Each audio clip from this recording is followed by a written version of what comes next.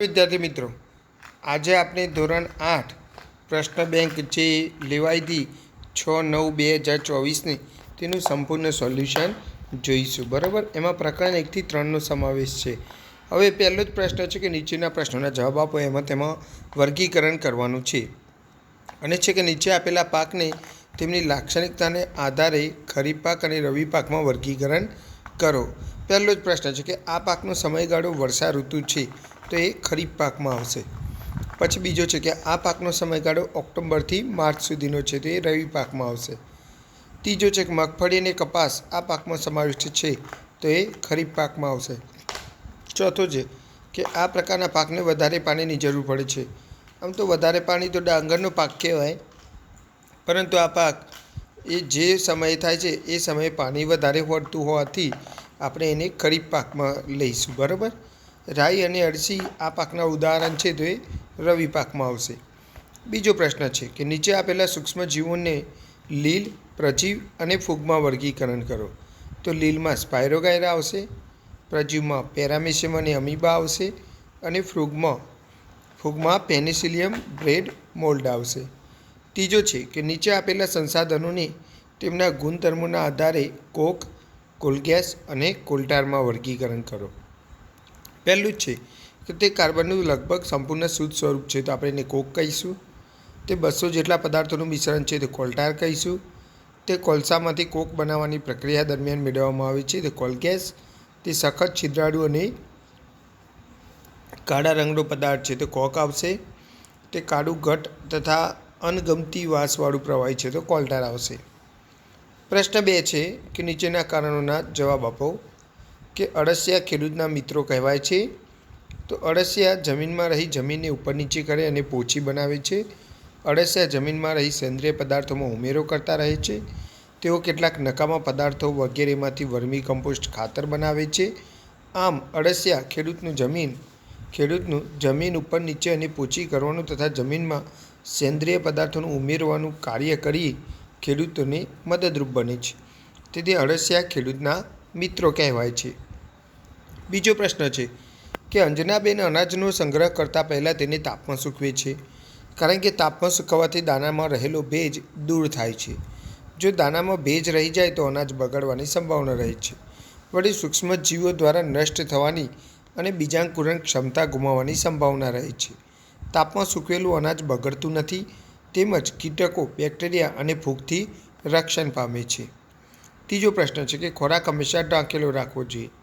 તો માખી રોગકારક સૂક્ષ્મજીવોના વાહકનું કાર્ય કરે છે.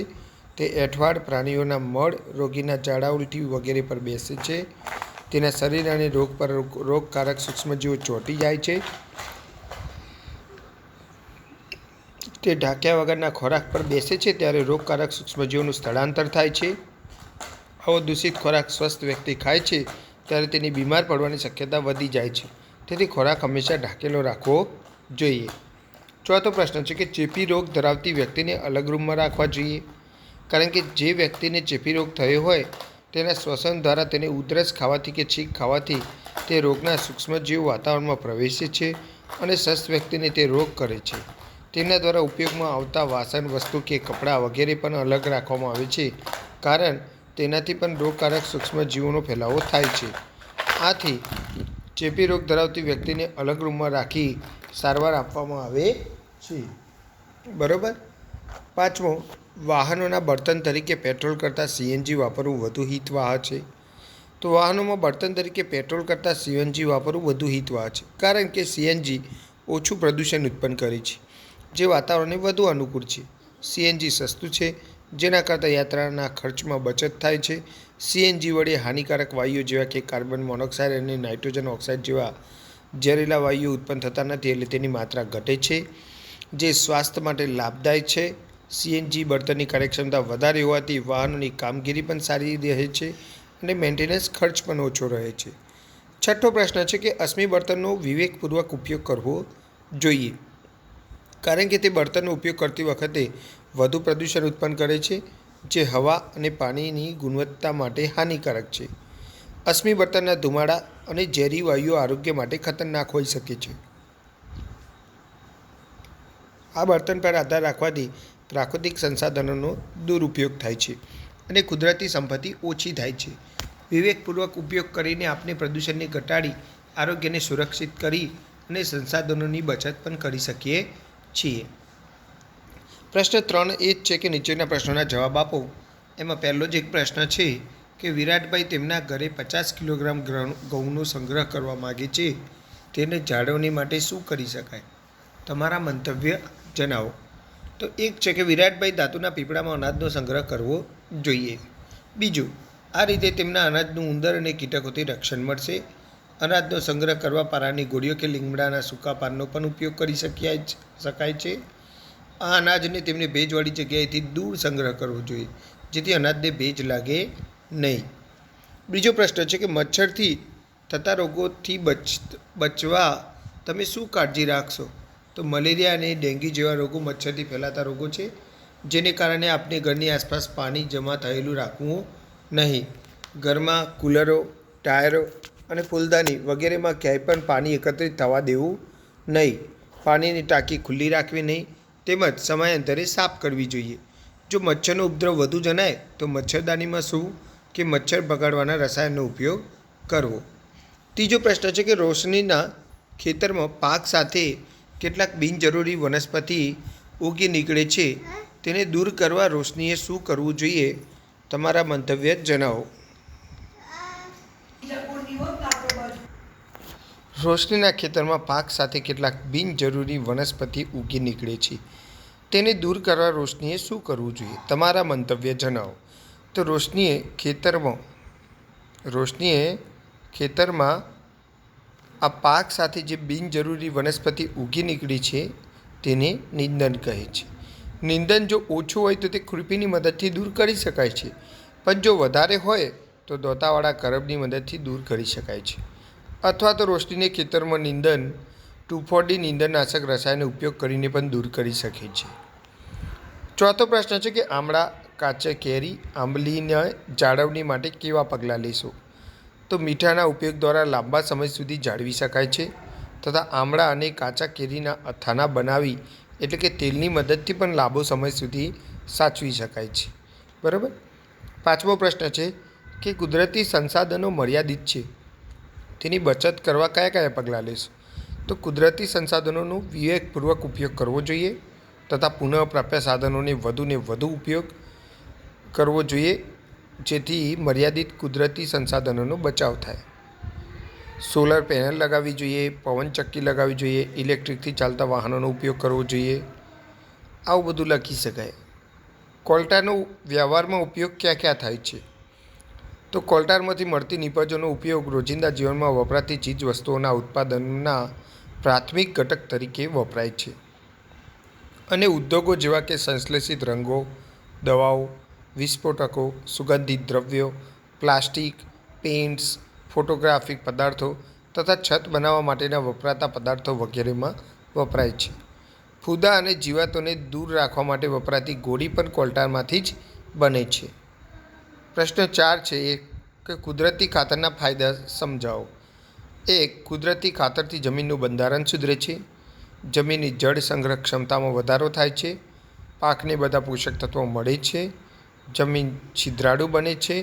તે ફાયદાકારક સૂક્ષ્મજીવોમાં વધારો કરે છે. કુદરતી ખાતરની અસર લાંબા સમય સુધી રહે છે. આ ખાતર પાણીમાં અદ્રવ્ય હોવાથી વરસાદના પાણી સાથે સહેલાઈથી ધોવાઈ જતું નથી. તે પ્રમાણમાં સસ્તું પડે છે. બીજો પ્રશ્ન છે કે ફુવારા પદ્ધતિ સમજાવો.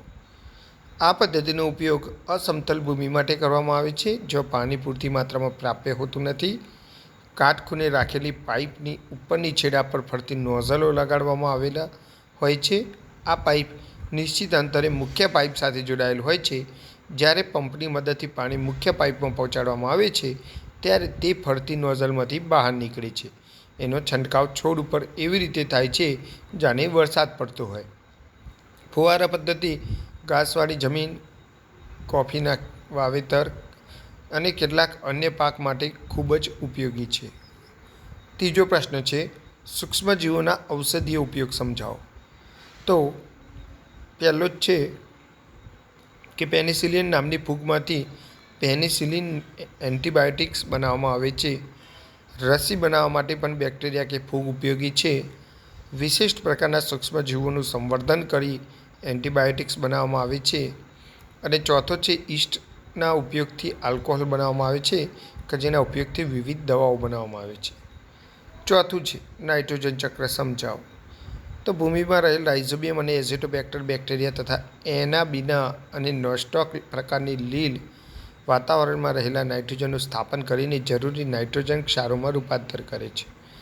આકાશમાં વીજળીનો ચમકારો થાય છે તે વખતે વાતાવરણમાંનો નાઇટ્રોજન વાયુ નાઇટ્રોજન ઓક્સાઇડમાં ફેરવાય છે. તે વરસાદના પાણીમાં ઓગળી જમીન પર આવે છે અને જમીનમાં નાઇટ્રોજનના સંયોજનો બનાવે છે. જ્યારે નાઇટ્રોજન આવા ક્ષારોમાં રૂપાંતરિત થઈ જાય છે ત્યારે વનસ્પતિ તેનો ઉપયોગ પ્રોટીન તેમજ અન્ય જીવોના સંશ્લેષણ માટે કરે છે. વનસ્પતિ પર આધાર રાખતા પ્રાણીઓ તેમાંથી પ્રોટીન તેમજ અન્ય નાઇટ્રોજન સંયોજનો પ્રાપ્ત કરે છે. વનસ્પતિ તેમજ પ્રાણીઓના મૃત્યુ બાદ ભૂમિમાં હાજર બેક્ટેરિયા તથા ફૂગ નાઇટ્રોજન ઉત્સર્ગ દ્રવ્યને નાઇટ્રોજનના સંયોજનોમાં પરિવર્તિત કરે છે જે વનસ્પતિ દ્વારા પુનઃ ઉપયોગમાં લેવાય છે. કેટલાક વિશિષ્ટ બેક્ટેરિયા સ્યુડોમોનાસ નાઇટ્રોજનયુક્ત સંયોજનોને નાઇટ્રોજન વાયુમાં રૂપાંતરિત કરે છે જે વાતાવરણમાં પાછો ફરે છે. પરિણામે વાતાવરણમાં નાઇટ્રોજનની માત્રા લગભગ જળવાઈ રહે છે. આ રીતે નાઇટ્રોજન ચક્ર ચાલ્યા કરે છે.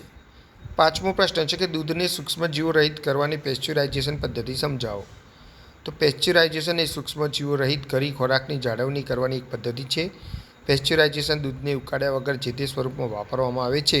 તેના માટે દૂધને 70°C તાપમાને 15 થી 30 સેકન્ડ માટે ગરમ કરવામાં આવે છે અને પછી તરત જ ઠંડુ કરીને તેનો સંગ્રહ કરી દેવામાં આવે છે. આમ કરવાથી સૂક્ષ્મજીવોની વૃદ્ધિ અટકી જાય છે જેથી દૂધ લાંબા સમય સુધી બગડતું નથી. કોથળીઓમાં આવતું દૂધ પણ પેસ્ચ્યુરાઇઝ્ડ હોય છે. છઠ્ઠો પ્રશ્ન છે કે પુનઃપ્રાપ્ય અને પુનઃ અપ્રાપ્ય કુદરતી સંસાધનો સમજાવો. તો પુનઃપ્રાપ્ય કુદરતમાં અમર્યાદિત જથ્થામાં મળતા અને માનવ પ્રવૃત્તિઓ દ્વારા ખલાસ ન થાય તેવા સંસાધનો પુનઃપ્રાપ્ય કુદરતી સંસાધનો કહે છે. ઉદાહરણ તરીકે હવા, માટી, સૂર્યપ્રકાશ વગેરે. પુનઃ અપ્રાપ્ય જોઈએ તો કુદરતમાંથી મર્યાદિત પ્રમાણમાં મળતા સંસાધનો પુનઃ અપ્રાપ્ય કુદરતી સંસાધનો કહે છે. ઉદાહરણ તરીકે જંગલો, ખનિજો, પેટ્રોલિયમ વગેરે. પાંચમો પ્રશ્ન છે કે વાહન ચલાવતી વખતે પેટ્રોલ અને ડીઝલની બચત કરવા તમે શું કરશો. તો ચાલીને જઈ શકાય તેવા સ્થળે પેટ્રોલ અને ડીઝલથી ચાલતા વાહનોનો ઉપયોગ કરવો નહીં. ટ્રાફિક સિગ્નલ આગળ કે તમારે કોઈની રાહ જોવાની હોય તેવા સમયે વાહનનું એન્જિન બંધ રાખવું. લાંબા અંતરે એક વ્યક્તિને જવા માટે પોતાના વાહનને બદલે સાર્વજનિક વાહન, બસ કે ટ્રેનનો ઉપયોગ કરવો જોઈએ. વાહનોની નિયમિત, અહીંયા નોની 2 વખત લખાઈ ગઈ છે બરાબર, એટલે એ સુધારી લેજો, એક જ વખત આવે. વાહનોની નિયમિત સર્વિસ કરાવતા રહેવું જોઈએ. બીજો પ્રશ્ન છે કે જમીનની ફળદ્રુપતા જાળવવા તમે શું કરશો. તો જમીનની ફળદ્રુપતા જાળવવા માટે જમીનમાં યોગ્ય સમયાંતરે કુદરતી ખાતર જેવા કે છાણિયું ખાતર, વર્મી કમ્પોસ્ટ ખાતર, લીલો પડવાશનો ઉમેરો કરીશું તથા શક્ય બને તેટલા રાસાયણિક ખાતરનો વપરાશ ઓછો કરીશું અને પાકની ફેરબદલી કરતા રહીશું. બરાબર. ત્રીજો પ્રશ્ન છે કે આધુનિક સિંચાઈ પદ્ધતિ પર્યાવરણને બચાવવા કેવી રીતે મદદરૂપ બને છે. તો જે જગ્યાએ પાણીનું પ્રમાણ ઓછું હોય ત્યાં આ પદ્ધતિ દ્વારા પણ પાકનો વાવેતર કે બાગાયતી ખેતી કરી શકાય છે. આધુનિક સિંચાઈ પદ્ધતિમાં પાણીનો વ્યય ખૂબ જ ઓછો થાય છે તથા પાકને જરૂર હોય તે જ જગ્યાએ જ પાણી મળી રહે છે તથા ઢોળાવવાળી જગ્યાએ પણ પાકનું વાવેતર કરી શકાય છે. પ્રશ્ન 6 આપેલો છે કે આથવણની શોધ કોણે કરી અને તેની ઉપયોગિતા શું છે. તો લુઈ પાશ્ચરે 1857માં આથવણની શોધ કરી હતી. તેમણે શોધ્યું કે ઈસ્ટ શર્કરાનું આલ્કોહોલમાં રૂપાંતર કરે છે. દ્રાક્ષના દારૂના વ્યાપારી ઉત્પાદનમાં આલ્કોહોલ તેમજ એસિડિટી આવે, એસિટિક એસિડના બરાબર છે, સાચું જ લખ્યું છે કે એસિટિક એસિડના ઉત્પાદનમાં આથવણની ક્રિયાનો ઉપયોગ થાય છે. બીજો પ્રશ્ન છે કે શીતળાની રસીની શોધ કોણે કરીને તેનું મહત્ત્વ સમજાવો. તો શોધ જોઈએ તો એડવર્ડ જેનરે શીતળાની રસીની શોધ કરી હતી. મહત્ત્વ જોઈએ તો શીતળાની રસીની, આમાં શીતળની રસી લખ્યું છે પણ શીતળાની રસી આવશે બરાબર ને. શીતળાની રસીની મદદથી શીતળા વિરુદ્ધ વિશ્વવ્યાપી અભિયાન ચલાવવામાં આવતું. પરિણામે સ્વરૂપે વિશ્વના મોટા ભાગોમાંથી શીતળાને દૂર કરી શકાયું. ત્રીજો પ્રશ્ન છે કે એલેક્ઝાન્ડરે શાની શોધ કરી હતી? ક્યારે? તો 1929માં એલેક્ઝાન્ડર ફ્લેમિંગે બેક્ટેરિયલ રોગોના બચવાના હેતુસર મોલ્ડમાંથી પેનિસિલિન એન્ટીબાયોટિક બનાવી હતી. બરાબર. તો આ રીતે આપનું આજનું આ એકમ કસોટીનું સંપૂર્ણ સોલ્યુશન આપણે જોયું. બરાબર. આવી જ રીતે આવતા સોલ્યુશન જોવા માટે વિડીયો લાઈક કરજો, શેર કરજો અને ચેનલ સબસ્ક્રાઈબ જરૂરથી કરજો. Okay, good bye.